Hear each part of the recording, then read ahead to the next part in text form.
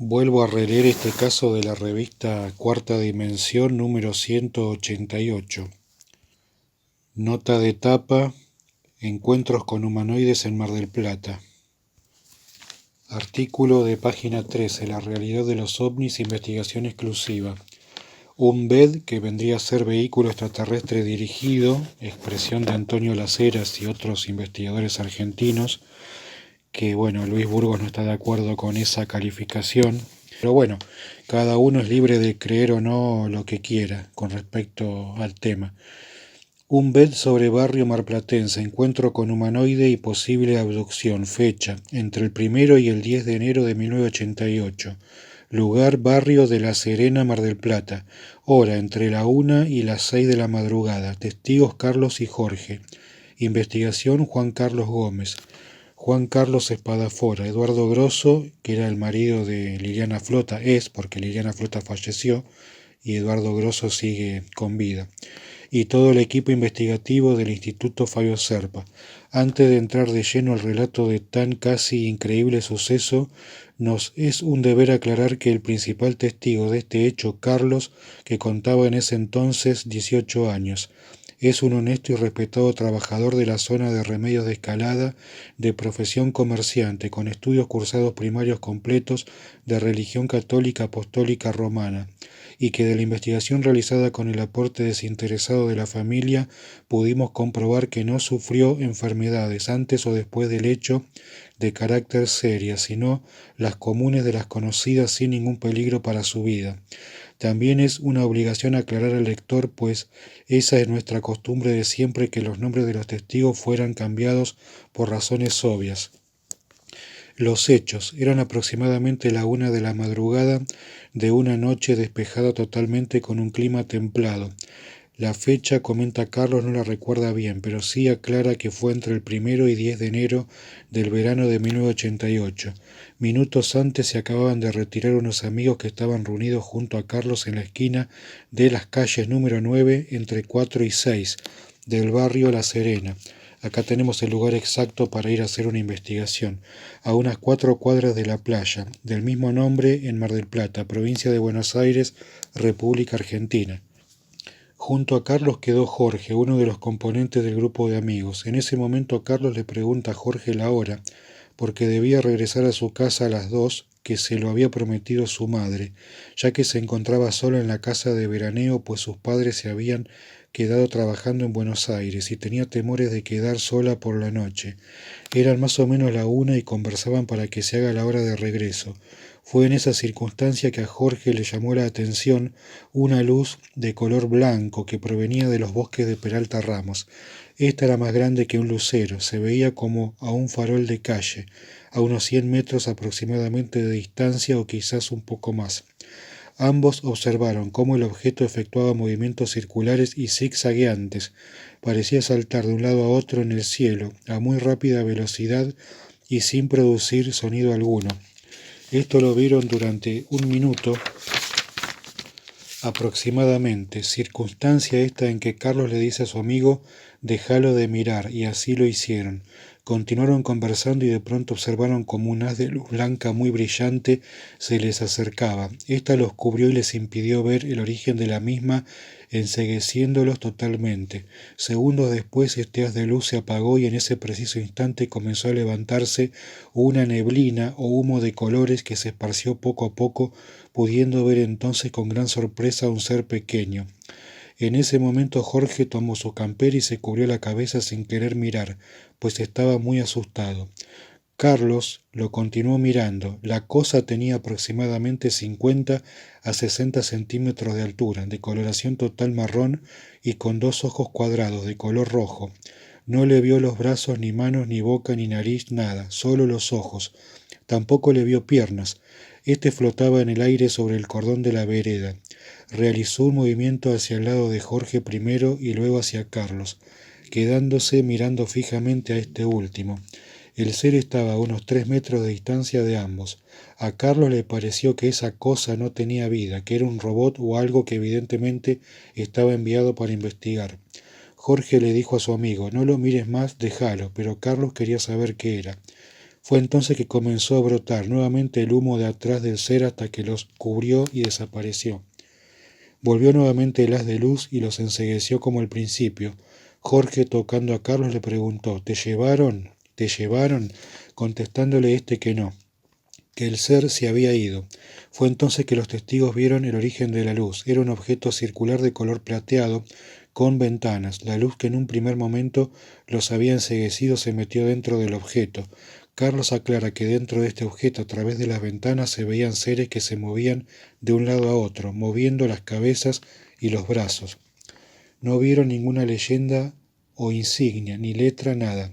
A los seres los veían de color negro. El objeto estaba a unos 8 o 10 metros de altura, sobre unos terrenos que estaban frente a estos y una casa. El aparato se retiró en dirección de donde habían provenido, evidentemente los bosques de Peralta Ramos, a una velocidad impresionante. Estos observaron un fogonazo y luego no vieron más nada. Cuando partió produjo un sonido similar al viento. Fue entonces que Carlos le pregunta la hora a Jorge y este con visible asombro le responde: las 5:30 de la madrugada.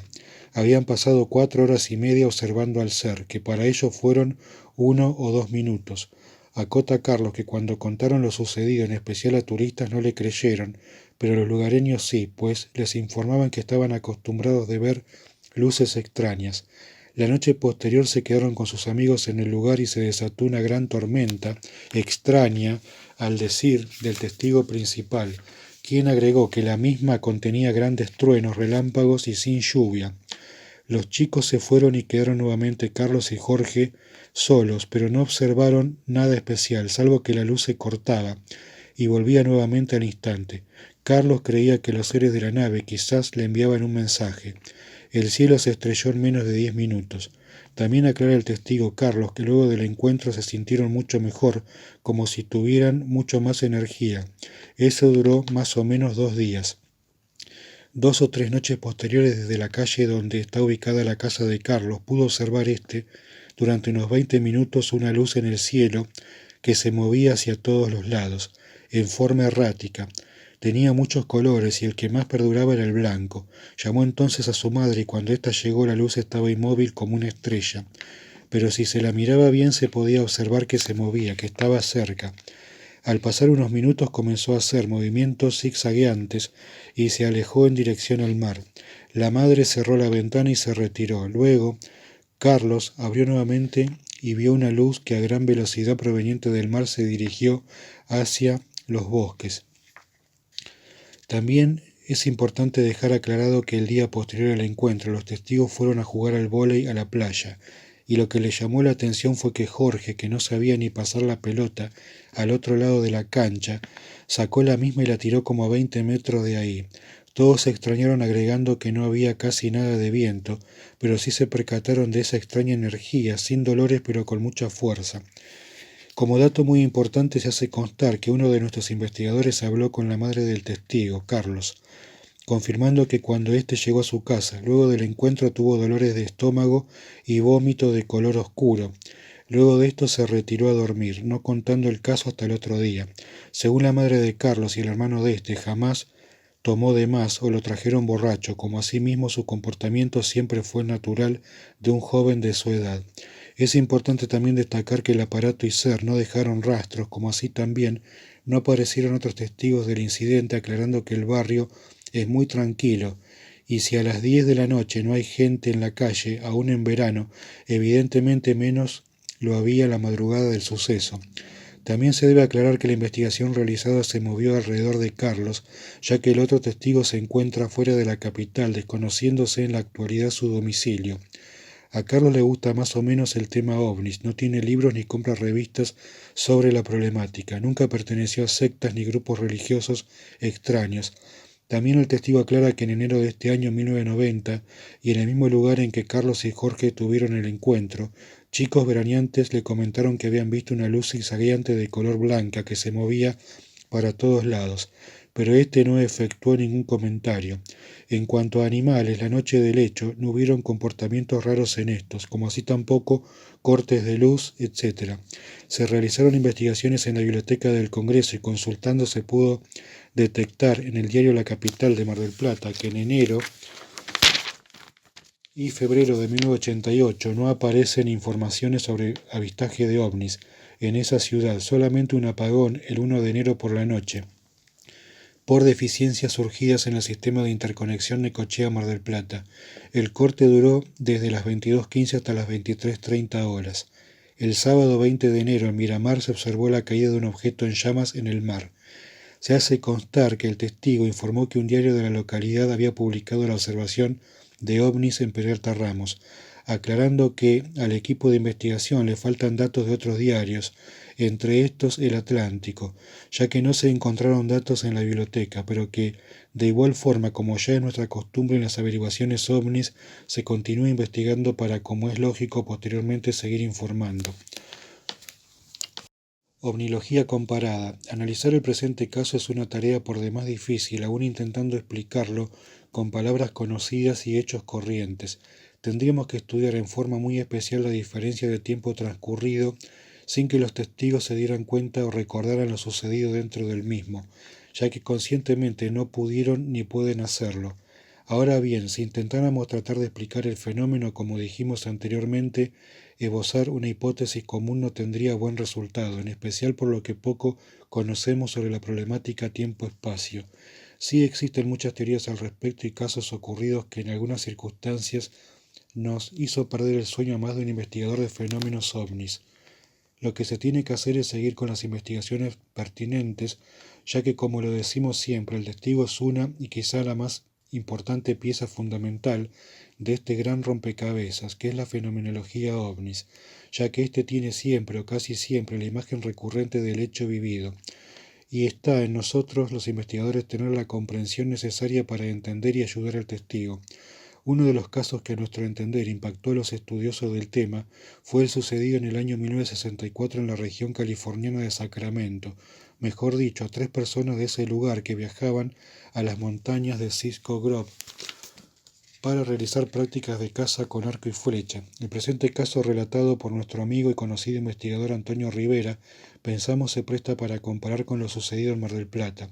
El día 4 de septiembre del año ya mencionado, los 3 cazadores se encontraban en las montañas con bastante separación entre sí.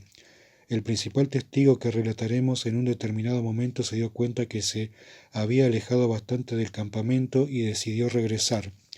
Emprendió el regreso casi de noche. Fue entonces que vio una luz por debajo del horizonte y supuso que era una linterna, pensando que sus amigos lo estarían buscando.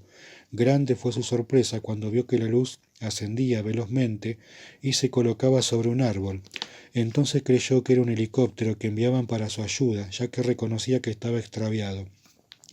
Cuando la luz se acercó en su dirección para detenerse y permanecer suspendida en el más absoluto silencio, vio que era algo fuera de lo corriente, y optó por trepar a un árbol, ya que le había servido de refugio sobre lo que él creyó que era un oso, por los ruidos, un árbol de 7,50 metros de altura, bastante corpulento en su base. Trepó al mismo y allí permaneció un tiempo. La luz que éste había visto tenía entre 20 y 25 centímetros de diámetro y era blanca. Le pareció que la acompañaban otros 2 objetos que siempre permanecían a la misma distancia de ella. La luz dio entonces la vuelta alrededor del árbol donde estaba el testigo. Este vio entonces un destello y un objeto oscuro cayó al suelo. Tener en cuenta que ya era de noche. Fue entonces que éste advirtió la presencia de un objeto que tenía forma de cúpula a 400 o 500 metros de distancia, en el suelo o cerca del mismo. Acto seguido el testigo oyó ruido entre la maleza, como si alguien anduviese por esta, haciendo más ruido y tropezando con los arbustos del lugar, pasando sobre ellos en vez de eludirlos. Viendo esto, el testigo se subió más alto sobre el árbol como presintiendo un peligro.